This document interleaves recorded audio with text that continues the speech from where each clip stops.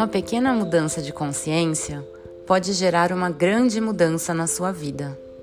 Eu sou a Camila, terapeuta integrativa, e esse é o meu podcast, Papo de Consciência. Sejam muito bem-vindos por aqui. Aproveitando o gancho do episódio anterior, hoje falaremos sobre a reatividade na comunicação, que se reflete através de uma fala acusatória e cheia de razão. Lembrando que essa necessidade de ter razão vem sempre do nosso ego ferido, que precisa provar que está certo, para justificar seus comportamentos controladores e se sentir bem com isso. Mas para manter a harmonia nas nossas relações, é essencial que adotemos uma comunicação não violenta na nossa vida. Então eu te pergunto, você percebe a forma como se comunica? Será que tem sido reativo na sua fala, através de uma comunicação agressiva, ou tem se comunicado de uma forma não violenta? Para entender bem essa diferença e descobrir como é possível melhorar a sua forma de se comunicar, eu te convido a ficar comigo até o final desse episódio. Antes de começar, vale ressaltar aqui que o problema nunca é o que falamos, mas sim a forma como falamos. E só uma comunicação não reativa nos permite dizer tudo, sem gerar conflitos, porque a partir dela nunca nos referimos diretamente às pessoas, e sim aos comportamentos e atitudes delas. Temos uma forte tendência de responsabilizar os outros pela forma como nos sentimos e nos comportamos, mas isso é resultado daquele modo automático e reativo do ego ferido em ação, que retroalimenta aquelas relações de codependência a partir dos papéis da vítima, do herói e do vilão. Lembra deles? Sempre que agimos a partir do nosso ego ferido, tendemos a culpar os outros, acreditando que somos vítimas deles. Pelas narrativas do nosso ego, é comum nos colocarmos no papel dos bonzinhos, enquanto os outros são os vilões da nossa história. É claro que esses papéis podem se inverter também, mas o que realmente importa aqui é você se lembrar que, independente do papel assumido, qualquer um deles só vai te manter preso nas histórias que você se conta sobre o que te acontece. E isso nada tem a ver com os fatos reais. O outro nada mais faz do que te mostrar aquilo que te fere e que precisa ser curado dentro de você, para que você possa ressignificar e integrar seus aprendizados. Então, diante de qualquer situação, o papel do outro é apenas o de ser um espelho, que vai refletir os comportamentos e sentimentos distorcidos que você não está conseguindo enxergar sozinho. Para te mostrar como essa projeção pode acontecer, eu vou dar um exemplo de uma situação e de duas formas diferentes de comunicação que podem ser utilizadas a partir disso. Você marcou de ir ao cinema com uma amiga e ela te deixou esperando mais de meia hora na fila, sem te avisar, e vocês perderam o filme. Se você ficar chateado e com raiva disso, é sinal de que um gatilho emocional foi ativado em você. Se opta por responder a partir da reatividade que esse atraso te provocou, vai usar uma fala agressiva e se referir diretamente à sua amiga, criticando e culpando ela pela forma como você se sentiu com isso. Percebe que a reatividade automaticamente te coloca em algum papel do ego e por isso você culpa o outro pela forma como se sente? A partir de uma fala reativa, você vai dizer que a sua amiga te chateou, porque ela é uma pessoa insensível e egoísta, que só pensa nela mesma. Essa é uma fala agressiva e acusatória, onde você culpa e critica a sua amiga por ter te chateado, como se ela fosse responsável pela forma como você se sente, e não você mesmo.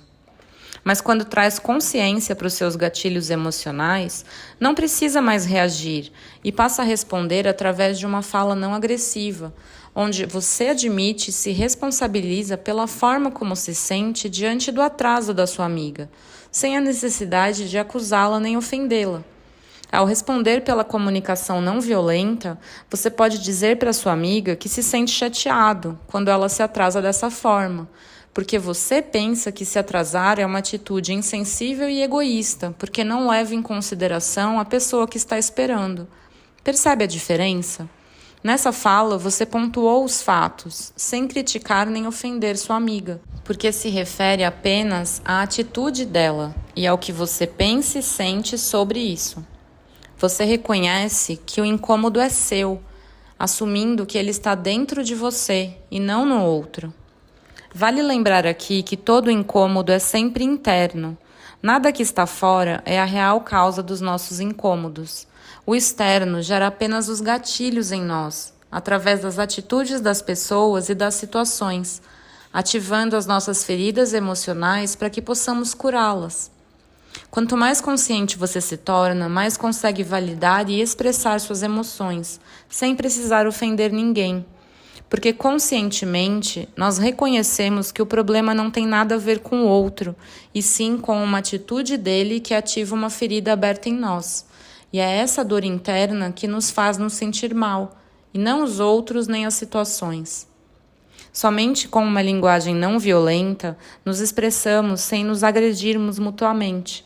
Mas para isso, primeiro é preciso compreender que os outros não são os responsáveis pelos nossos sentimentos, e sim que determinadas atitudes deles geram gatilhos emocionais em nós. Quando não tem motivos para se sentir ofendida, a outra pessoa não precisa mais se defender de nenhuma acusação, e isso possibilita diálogos muito mais saudáveis, além de um maior nível de entendimento. Isso é o poder da vulnerabilidade. Toda vez que nos colocamos vulneráveis perante os outros, sendo honestos com relação aos nossos sentimentos e à forma como nos sentimos diante das situações e atitudes alheias, nós permitimos que os outros também façam o mesmo.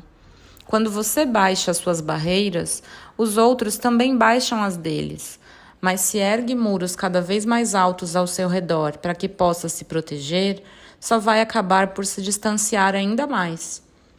Você se torna reativo porque se sente de alguma forma ameaçado. Assim, tende a atacar o outro com as suas palavras e ações, como um animal ferido. Mas ao fazer isso, a outra pessoa tende a entrar num modo defensivo também, para se proteger do seu ataque e revidar a acusação. E é assim que surgem todas as brigas e discussões, que tanto desgastam as nossas relações.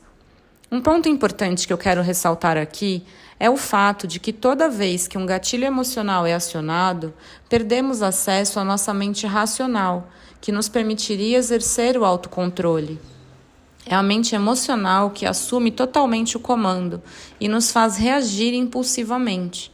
No momento que um gatilho é ativado, ocorre um tipo de sequestro emocional na nossa mente, que nos impede de pensar e de assimilar qualquer tipo de informação. Logo, qualquer intervenção verbal nesse momento é inútil, seja na tentativa de acalmar o outro ou de convencê-lo sobre o seu ponto de vista, porque isso só vai gerar ainda mais motivos para intensificar a briga e a discussão.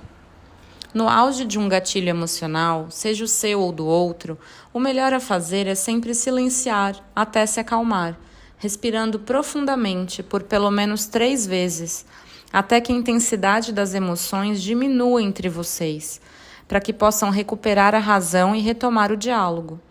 Enquanto o ciclo desse sequestro emocional não cessar, vão apenas reagir por instinto, na intenção de se defenderem das dores causadas por aquelas feridas que foram engatilhadas em vocês.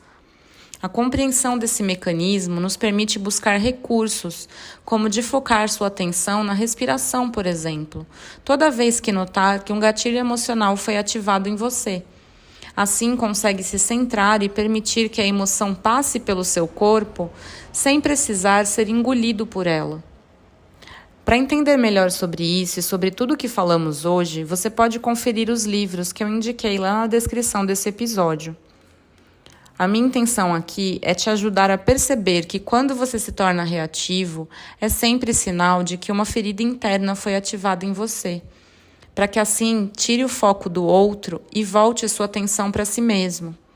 Você pode fazer isso usando aquela respiração profunda e consciente, toda vez que quiser se acalmar, centrar e identificar o real motivo do seu incômodo em relação a determinadas atitudes ou situações. O mesmo vale para quando o outro for reativo com você. Lembre que toda agressividade é uma forma de aliviar a própria dor. Sempre que o outro te ofender ou te acusar de algo, é apenas o conteúdo da dor causada pela ferida aberta dentro dele que está transbordando sobre você. Isso não diz sobre você, mas sobre ele mesmo. Portanto, não traga mais nada para o pessoal. Eu vou finalizar por hoje reforçando esse importante compromisso, com aquela famosa escolha entre ter paz ou ter razão. Quando eu finalmente compreendi que, por mais que eu tivesse razão de algo, depois de todo o desgaste gerado pelas brigas e discussões, eu não ganhava absolutamente nada com isso, eu só escolho ter paz. E você? O que tem escolhido na sua vida? Já consegue perceber o quanto essa escolha vem impactando na sua forma de se comunicar? Pense sobre isso. Um forte abraço e até a próxima!